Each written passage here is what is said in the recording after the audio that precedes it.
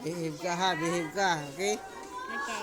So yun, kaya humingi kami ng presensya ng asawa ko, pero yun, nakakatuwa naman dahil malaki na yung development na ano. Pero talagang makulit pa rin. Oo. Ah, Nakaka-recognize din siya ng mga letters eh. mabilis po kasi yung tita niya is teacher din yun. Yun lang ang ano sa kanya. Ang bilis niya sa numbers, letters, and then yun nga lang yung public na ganito.